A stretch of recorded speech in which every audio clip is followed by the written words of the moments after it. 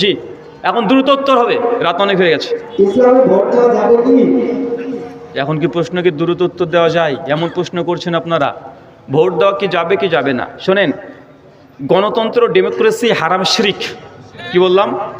হারাম এবং শিরিক। কিন্তু ভোট দেওয়া এটা আলাদা। ভোট দেওয়া কি? এটা গণতন্ত্র নয়। গণতন্ত্রের কয়েকটা জিনিস নিয়ে সম্পূর্ণ সিস্টেম চলে। ভোট দেওয়া যাবে কি যাবে না যদি বলেন, তো ভোট দেওয়া কখনো জায়েজ হয়, কখনো বাধ্যতামূলক হয়, কখনো শিরিক হয়, কখনো হারাম হয়। কথা বুঝতে পারলেন? কি বললাম বলেন তো ভাইজান? ভোট দেওয়া কখনো জায়েজ, কখনো বাধ্যতামূলক, কখনো শিরিক, কখনো হারাম। একটা উদাহরণ দিয়ে বুঝতে পারবেন। এমন এক দেশে আপনি বাস করেন, যে দেশের সরকার যিনি ক্ষমতায় আছেন তিনি জালেম, মুসলমানকে নির্যাতন করে, মেয়েদেরকে বোরখা পরতে দেয় না, কুরবানি দিতে দেয় না, নামাজ পড়তে দেয় না, মুসলমানদেরকে দিন রাত 24 ঘন্টা নির্যাতন করছে যিনি ক্ষমতায় আছেন। কথা বুঝতে পারলেন? এই দেশেই অপোজিট যে দল আছে তারা মুসলমানও না, তারাও কাফের, কিন্তু ভোটে দাঁড়িয়েছে তারা। আর আপনি এটা জানছেন, এই পক্ষও যদি ভোটে যদি ক্ষমতায় চলে আসে, তাহলে অন্ততপক্ষে মুসলমানকে নির্যাতন করবে না, নামাজ রোজা হজ যাকাতে বাধা দেবে না। এখন দুই দল ভোটে দাঁড়িয়েছে। এখন বলেন তো, যদি আপনি ভোট না দেন, তাহলে আপনি নিশ্চিত জানছেন যে জালেম সরকার আবার 5 বছর ক্ষমতায় থাকবে, নিশ্চিত থাকবে। কেন? কারণ আপনি 35% মুসলমান আছেন, ভোটকে ডিনাই করে দিলেন, বাতিল করে দিলেন, তো 65% ভোটে তারা জিতে যাবে। কিন্তু আপনি এটা জানছেন, যদি এই বিরোধী পক্ষকে ভোট দিই, তাহলে ও ফেল করে এ ক্ষমতায় চলে আসবে। এখন একে ভোট দেওয়া জায়েজ না, না জায়েজ না, হারাম না শিরিক? সে জায়েজ না। এই সময় ভোট দেওয়াটা বাধ্যতামূলক।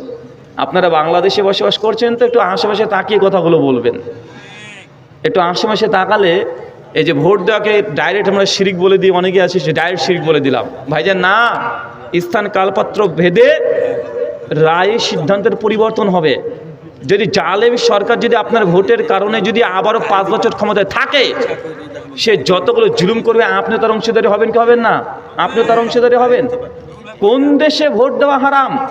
যে দেশে ইসলামিক খিলাফত আছে, ইসলামিক খিলাফত আছে, ওই দেশেই কোনো মুসলমানরা যদি একটা দলবদ্ধভাবে একটা গঠনতন্ত্র তৈরি করেছে এবং বলছে যে আমরা ইসলামিক খিলাফত চাই না, আমরা ব্রিটিশ ল দিয়ে রাষ্ট্র চালাতে চাই, দিয়ে যদি ভোট করে, তখন এদেরকে ভোট দেওয়া কী হবে?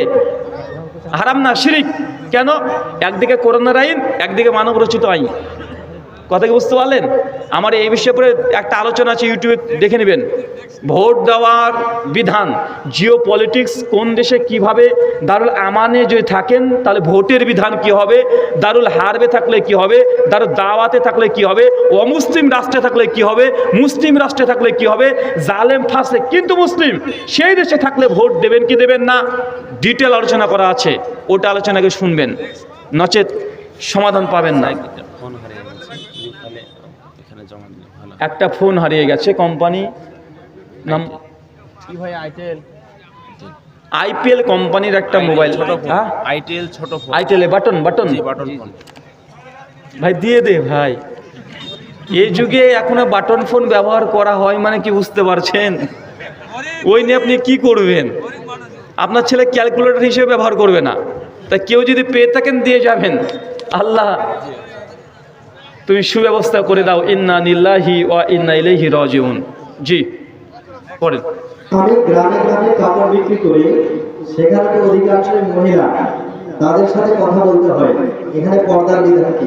আহারে কি বলেন ভাবি, লাল শাড়ি নেবেন নাকি? ঠাট্টা ইয়ারকি ফাজলামো যদি করেন, রসিকতা করেন, জায়েজ হবে না।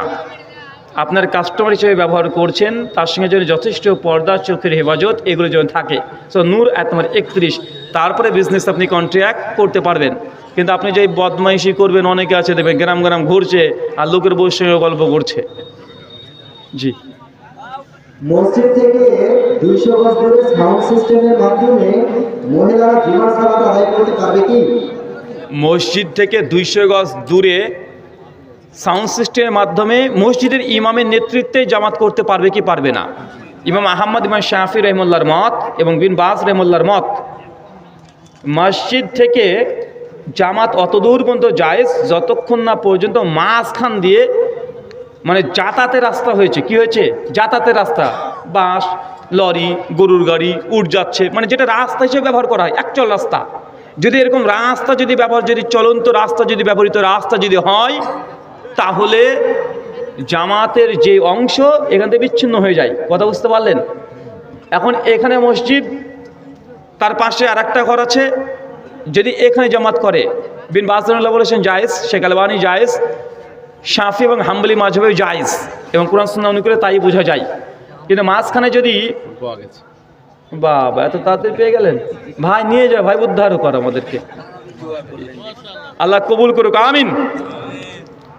তবে যদি মাঝখানে যদি চলাচলের রাস্তা না থাকে, এমনি দূরত্ব মেনটেন হয়েছে, তাহলে ওই সাউন্ড সিস্টেমের মাধ্যমে কি করা যাবে?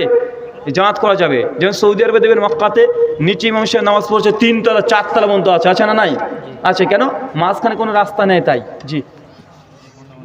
মহিলাদের তালিম করা যাবে কি? মৃত ব্যক্তির বাড়িতে মহিলাদের যাওয়া ও মহিলাদের মোনাজাত করার বিষয়ে শরিয়া জানতে চাই। মেয়েরা কি তালিম করতে যেতে পারবে? 6টা শর্তে পারবে। কয়টা শর্ত? 6টা। 1, যে মেয়ে তালিম করতে যাবে তাকে ইলমওয়ালা হতে হবে, নয়তো সে যেন আবার গ্রামের মেয়েদেরকে গিয়ে বলে না, ও বাবু জানিস ভোট দিলে জান্নাত পাওয়া যায়, মানে এরকম জ্ঞানী হলে মহামুসিবত। ওই মহিলাদের ওয়াজ বলে একটা বই আছে, ওই বই পড়ে জাল জেব সব বলে দেয়। কোনো একজন যোগ্য একজন সালাফি ওলামা আলেম যদি বলে যে না এই মেয়ের ইলম আছে, এ এখন মানুষকে দাওয়াত দিতে পারে, এরকম সার্টিফাই লাগবে। কথা বুঝতে পারলেন? এবং সার্টিফিকেট লাগবে, মৌখিক স্বীকৃতি লাগবে, টেস্টিমনি লাগবে। যদি থাকে ওই মেয়ে তবে দাওয়াতি কাজ করতে পারবে। 2, মেয়ে যখন দাওয়াতি কাজ করবে সেই সময় নিজের বাড়ির স্বামী সন্তানের কোনো হক যেন নষ্ট না হয়। স্বামী বলছে কী গো রান্না করলে না? আমার প্রোগ্রাম আছে, তুমি রান্না করে খাও, আমি চললাম দাওয়াত দিতে। ভাই মেয়েদের দাওয়াত দেওয়া ফরজও না, সুন্নাতও না, মুস্তাহাবও না, এটা নফল একটা ইবাদতের অন্তর্ভুক্ত আপনার জন্য। কিন্তু স্বামী আর সন্তানের খেদমত করা কি? এটা বাধ্যতামূলক। তাই স্বামী সন্তানের যেন কোনো ত্রুটি না হয়, খেদমতে কোনো কমতি না হয়, হক রক্ষা যেন নষ্ট না হয়। 3, মেয়েটি যখন দাওয়াতি কার্যক্রম করতে যাবে সেই সময় বিনা মাহরমে যেতে পারবে না। কি বললাম? কথা বলেন।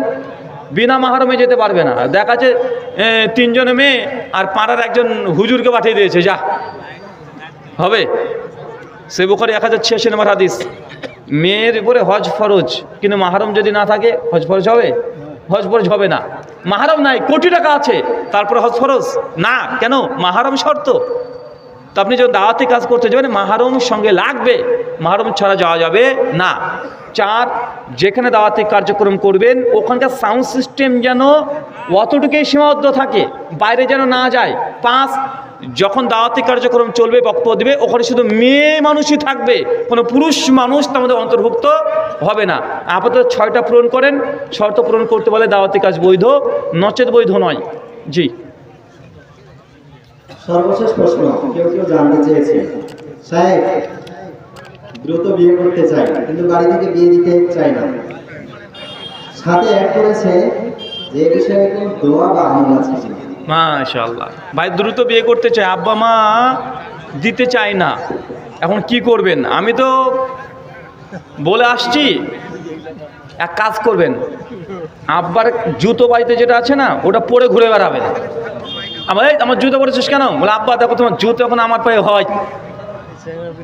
যে বুঝতেও না পারে যে কি বোঝাতে চেষ্টা করছেন, আব্বা জামা প্যান্ট পরে ঘুরে বেড়াবেন কাল থেকে। এই কিরে আমার জামা প্যান্ট পরেছিস কেন? আব্বা তোমার জামা প্যান্ট সব হয়, তাও না বুঝলে আন্ডার প্যান্ট পরে ঘুরে বেড়াবেন। খুঁজবেন বলে আমার কাছে আছে, মানে তো আপনি বোঝাচ্ছেন কি তুমি কি আমার বুঝতে পারো না বড় হয়ে গেছি? শোনেন, আল্লাহর কাছে দোয়া করেন, খাস কোনো দোয়ার প্রয়োজন নেই, মাতৃভাষায় বাংলাতে যা ইচ্ছা আল্লাহর কাছে দোয়া করবেন। আল্লাহ সুবহানাহু ওয়া তাআলা আপনাদেরকে বিবাহর সুব্যবস্থা করে দিক। সকলে বলি আমিন। চাচাও আমিন বলছে দোয়াতে। চাচা আমি কি দোয়া করেছি এবার? বলছে আল্লাহ যেন বিবাহ সুব্যবস্থা করে দিক। চাচা বলছে আমিন, তার মানে কি একটা চাচি চলে আসবে বয়সে। শুকরান, জাযাকাল্লাহ খায়রান, বারাকাল্লাহ ফিকুম। আল্লাহ যে কথা বললাম প্রথমে আমাকে, তারপর আপনাদের প্রত্যেককে আমল করার তৌফিক দান করো, আমিন। আমাদের মধ্যে যারা অসুস্থ আছে আল্লাহ সুবহানাহু ওয়া তাআলা তুমি আর শাফি, তুমি সুস্থতা দানকারী, আমাদের প্রত্যেককে তুমি সুস্থতা দান করো, আমিন। আমাদের মধ্যে যারা এখন হালাল উপার্জন করতে পারেন আল্লাহ তুমি রাজ্জাক, তুমি রিজিক দাতা, প্রত্যেককে হালাল উপার্জন দিয়ে পূর্ণ করে দাও। চাচা একটা প্রশ্ন করবেন বলছিলেন।